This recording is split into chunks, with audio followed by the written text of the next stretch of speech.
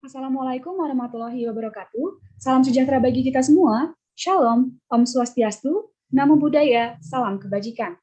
Yang kami hormati Bapak Ibu dosen dan teman-teman sekalian, pada kesempatan kali ini kami akan mempresentasikan sebuah proposal campaign mengenai pelestarian cagar budaya di Indonesia, khususnya Kota Baru, Yogyakarta.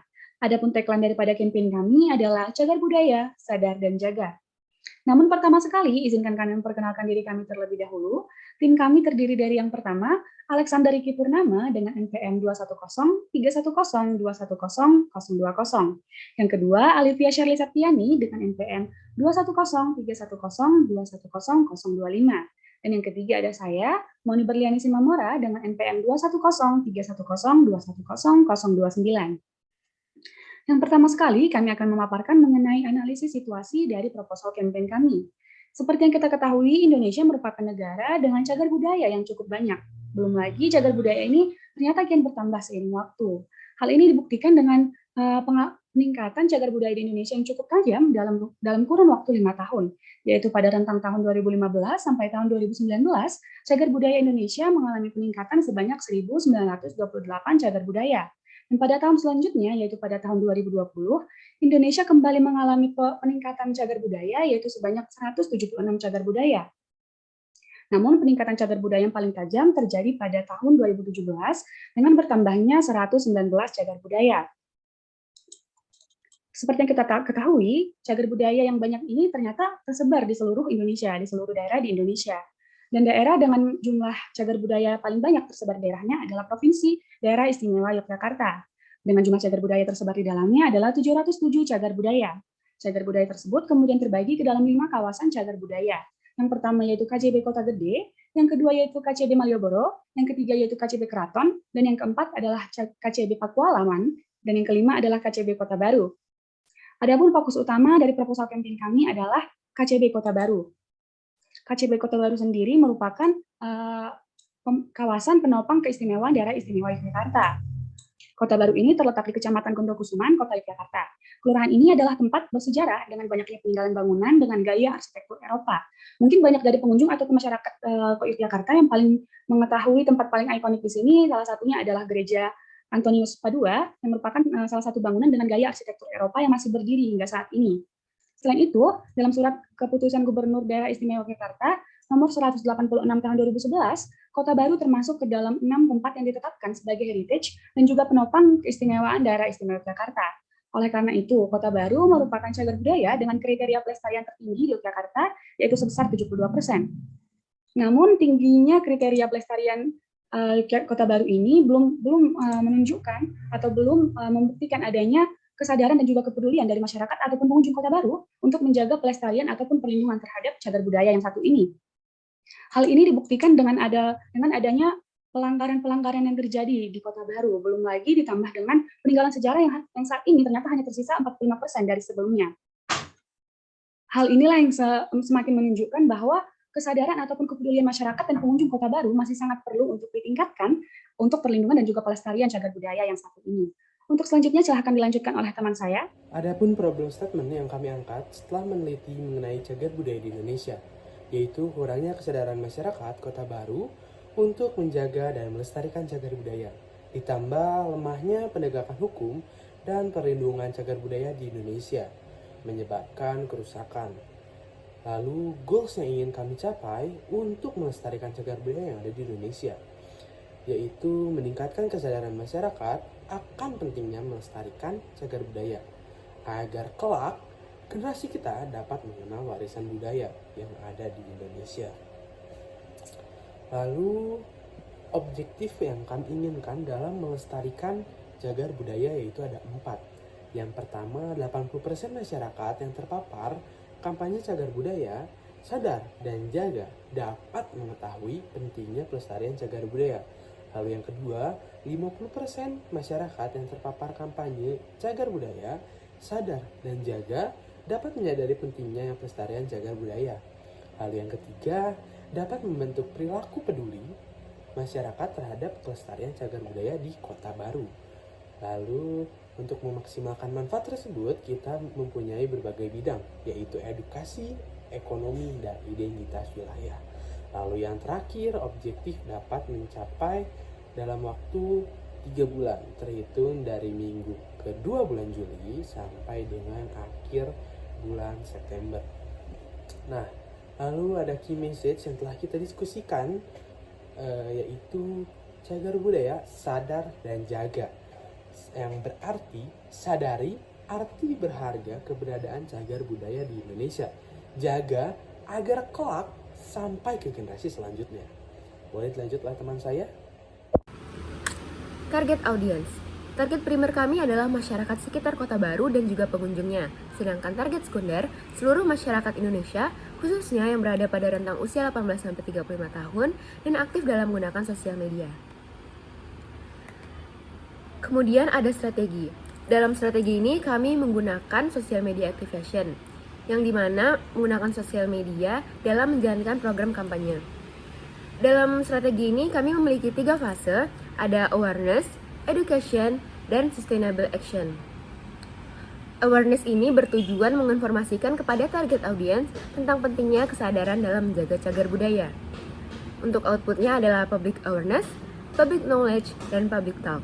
Sedangkan outcome-nya, target audience memiliki rasa tanggung jawab untuk menjaga cagar budaya. Yang kedua, education itu bertujuan untuk memberikan edukasi kepada target audience tentang bagaimana cara menjaga dan melestarikan cagar budaya. Untuk outputnya adalah public knowledge. Sedangkan outcome-nya, target audience mengetahui pentingnya cagar budaya dan cara menjaga cagar budaya. Dan yang terakhir, sustainable action, bertujuan untuk mengajak target audience untuk mengubah sikap dari tidak peduli, tidak tergerak untuk menghargai keberadaan cagar budaya, menjadi lebih peduli, dan mau melakukan aksi melestarikan cagar budaya secara keberlanjutan. Untuk outputnya adalah public awareness, public knowledge, public talk, sustainable action. Dan terakhir, outcome-nya adalah target audience mampu mengaplikasikan pengetahuannya mulai dari diri sendiri. Untuk selanjutnya, yaitu ada taktik dari strategi kami. Yang pertama adalah TikTok. Konsepnya berkolaborasi dengan Tasya Kamila untuk memberikan informasi, meningkatkan kesadaran, dan pengetahuan target audiens mengenai cagar budaya yang ada di Kota Baru dan pelestariannya. Mengapa kami menggunakan TikTok? Karena menurut kami dengan mengikuti tren yang ada di TikTok atau menggunakan sound yang sedang viral itu dapat memudahkan kami dalam menjangkau target audiens. Sedangkan untuk pengunggahan konten dilakukan 2-3 kali seminggu dengan konten yang berbeda-beda. Berikut adalah contoh dari konten untuk TikTok ini.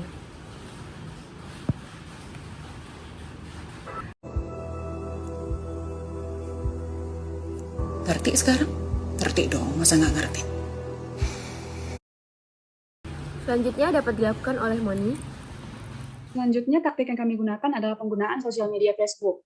Mengapa kami menggunakan sosial media yang satu ini adalah untuk memaksimalkan jangkauan dari target audiens yang telah kami tentukan.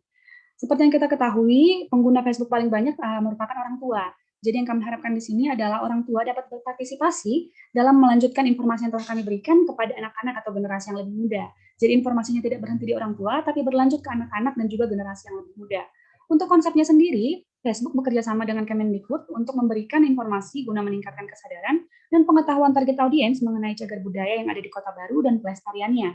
Untuk contoh konten seperti yang tertera pada layar, merupakan salah satu gambar yang mungkin kami unggah dalam konten Facebook. Namun untuk setiap gambar akan selalu ada caption ataupun keterangan yang menyertai, yang berisi informasi ataupun keterangan mengenai gambar. Untuk pengunggahan kontennya sendiri akan dilakukan 2 kali dalam 1 minggu. Dan untuk memaksimalkan penyebar luasan konten yang kami buat, kami menggunakan fitur Facebook Ads untuk menjangkau seluruh audiens yang telah kami tentukan.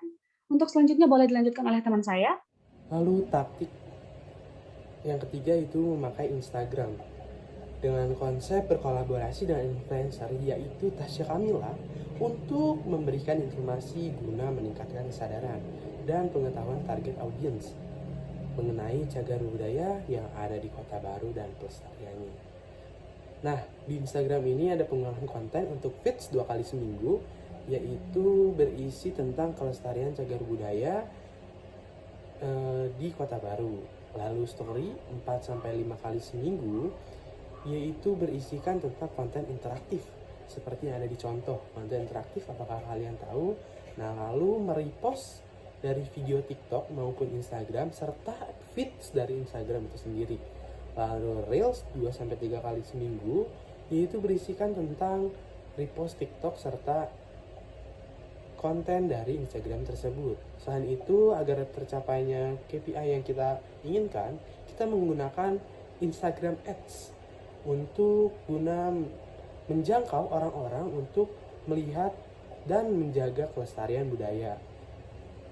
Boleh dilanjutkan oleh teman saya. Nah, untuk topik yang terakhir yang merupakan acara puncak dari sosial media campaign kami, yaitu 3P bersama Tasya untuk Kota Baru. Konsepnya, 3P adalah peduli, pelihara, pertahankan. Melalui acara ini akan diberikan contoh tindakan yang mencerminkan kepedulian, pemeliharaan, dan juga cara mempertahankan nilai sejarah dari cagar budaya Kota Baru sebaik-baiknya.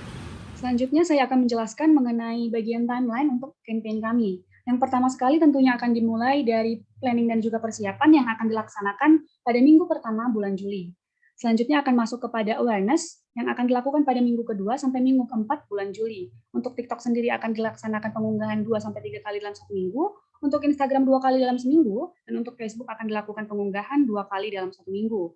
Selanjutnya masuk kepada education yang akan dilakukan pengunggahan pada minggu pertama bulan Agustus sampai minggu keempat bulan Agustus. Untuk Facebook akan dilakukan pengunggahan 2-3 kali dalam satu minggu, untuk TikTok 2-3 kali dalam satu minggu, dan untuk Instagram dilakukan pengunggahan 2 kali dalam satu minggu.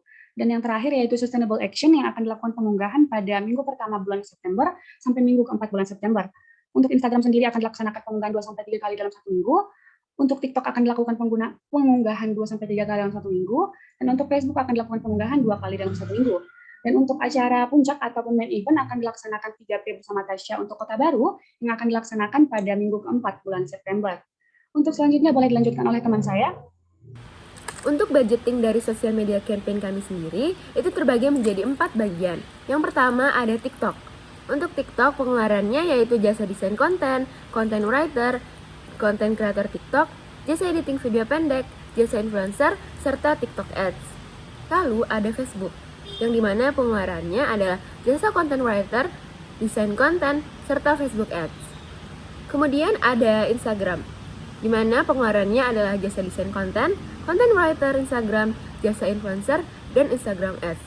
Terakhir, acara puncak yaitu 3P bersama Tasya untuk Kota Baru, yang dimana pengeluarannya adalah transport untuk 3 orang tim beserta influencer, jasa influencer, serta jasa editing video dokumenter. Untuk total semuanya adalah diperkirakan sekitar 321.700.000. Selanjutnya dapat dilanjutkan oleh Alex. Lalu evaluasi. Evaluasi dibagi menjadi 3. Yang pertama saya akan membahas tentang TikTok. Yang TikTok pertama dari taktik. Taktiknya itu social media activation, yaitu menggunakan influencer Tasya Kamila. Lalu outputnya dapat menjangkau 10.000 impression dalam bulan pertama. Lalu di bulan kedua yaitu 50.000 impression. Dan terakhir bulan ketiga harus mendapatkan 100.000 impression karena kita sudah memakai ads serta mendapat likes minimal 100 per bulan. Lalu outcome-nya, target audience dari Tasya Kamila memiliki rasa tanggung jawab untuk menjaga cagar budaya. Lalu evaluasinya memantau perkembangan dari public awareness akun TikTok Tasya Kamila. Lalu evaluasi yang kedua yaitu Facebook, yang pertama menggunakan social media activation, yaitu bekerja sama dengan Kementerian Pendidikan dan Kebudayaan untuk membagikan postingan mengenai cagar budaya. Nah, lalu outputnya dapat menjangkau 100.000 impression dalam setiap satu postingan dan yang akan dibagikan yaitu 2 hingga 3 kali per minggu serta mendapatkan minimal 100 likes. Lalu outcome-nya melalui akun Kemendikbud, target audiens dari pengikut akun Kemendikbud mengetahui pentingnya cagar budaya dan cara menjaga cagar budaya agar tetap lestari. Lalu evaluasi memantau perkembangan edukasi dan pembaca yang telah melihat postingan dari akun Kemendikbud. Lalu yang terakhir, evaluasi Instagram, yaitu social media activation dan special events. Nah, social media activation-nya itu yaitu bersama Tasya Kamila. Lalu special eventsnya, kami membuat event kerja bakti di Kelurahan Kota Baru, Yogyakarta dengan mengajak Tasya Kamila dan pengikut Instagramnya. Dan bukan itu juga, kami mengajak para masyarakat yang berada di Kota Baru untuk mengikuti kerja bakti. Lalu outputnya dapat menjangkau 10.000 impression dalam bulan pertama, lalu 50.000 dalam bulan kedua, dan yang terakhir 100.000 di bulan ketiga. Serta mendapat likes minimal 100 per bulan. Lalu outcome, target audiens dan Tasya Kamila mampu mengaplikasikan pengetahuan mulai dari diri sendiri.